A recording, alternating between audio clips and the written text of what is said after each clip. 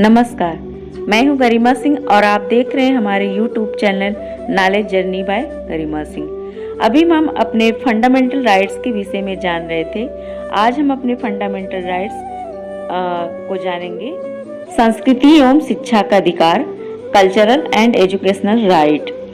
यह अनुच्छेद 29 से लेकर 30 तक में है। इसमें यह जिक्र है कि भारत के प्रत्येक नागरिक को अपनी भाषा, लिपि और संस्कृति को सुरक्षित रखने का अधिकार है। जिस धर्म या समाज के लोग कम संख्या में हैं, यानी अल्पसंख्यक हैं, उन्हें भी कुछ विशेष अधिकार हैं। अल्पसंख्यक दो तरह के होते हैं, एक भाषा के आधार पर और एक जनसंख्या के आधार पर। और भारत के सभी अल्पसंख्यक वर्ग अपनी पसंद के शैक्षणिक संस्थान में प्रवेश ले सकते हैं या शैक्षणिक संस्थान चला सकते हैं। मिशनरीज या मदरसे इसी तरह के शैक्षणिक संस्थान होते हैं और सरकार उन्हें अनुदान देने में भेदभाव नहीं कर सकती और उसे अनुदान देना भी पड़ता है। भाषा की रक्षा के लिए राजनीतिक वादे या भाषण दिया जा सकता है। अपनी संस्कृति को सुरक्षित रखने के लिए आंदोलन या धरने भी किए जा सकते हैं। और हम छठा पढ़ेंगे, संवैधानिक उपचारों का अधिकार, राइट टू कॉन्स्टिट्यूशनल रेमेडियस, और इसे संविधान की आत्मा कहा जाता है। यह एक तरह की गारंटी है कि जो हमको मूल अधिकार जो हमारे हैं उसकी यह गारंटी देता है कि हर हाल में यह उनकी रक्षा करेगा। कहीं पर यदि मौलिक अधिकारों का हनन हो रहा हो तो सीधे उच्चतम या उच्च न्यायालय की शरण ली जा सकती है और सरकार का यह कर्तव्य है कि वह भारतीय नागरिकों के मौलिक अधिकारों की रक्षा करे। यदि वह ऐसा नहीं करती तो उसके विरुद्ध लोकहित का मुकदमा किया जा सकता है। इसमें क्या होता है, इसमें न्यायालय जो है 5 तरह की रिट जारी करती है। रिट किसे कहते हैं? रिट आदेश को कहते हैं। पहला होता है बंदी प्रत्यक्षीकरण।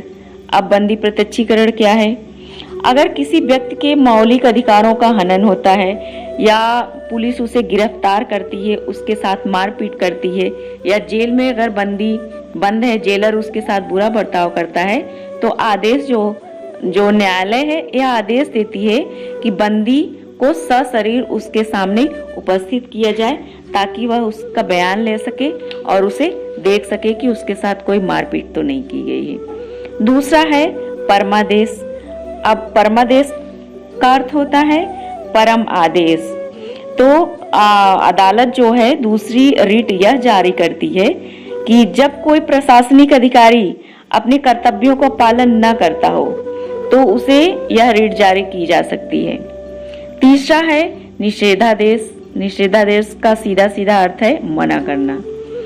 यह उनके अधीनस्थ न्यायालयों को जारी होता है, जो सुप्रीम कोर्ट के अधीनस्थ न्यायालय हैं उनको यह जारी होता है, जो उनके अधिकार क्षेत्र के बाहर के मुकदमे होते हैं या उनको अधिकार क्षेत्र के बाहर जाने से रोकता है। फिर है अधिकार प्रेक्षण।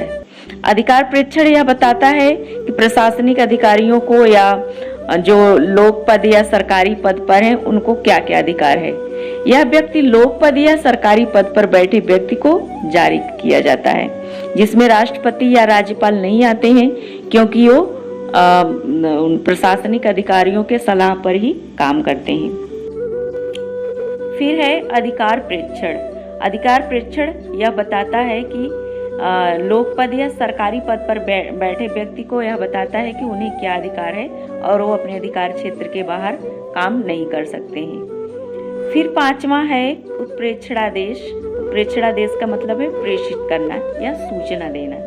उच्चतम न्यायालय एक रिट जारी करता है और इसे अपने पास अगर किसी मुकदमे का विवादास्पद निर्णय होता है तो वह अपने पास बुला लेता है। रिट जारी करके यह बताता है अपने अधीनस्थ न्यायालय को कि वह हम अपने हाथ में ले रहे हैं और उसका निर्णय हम करेंगे।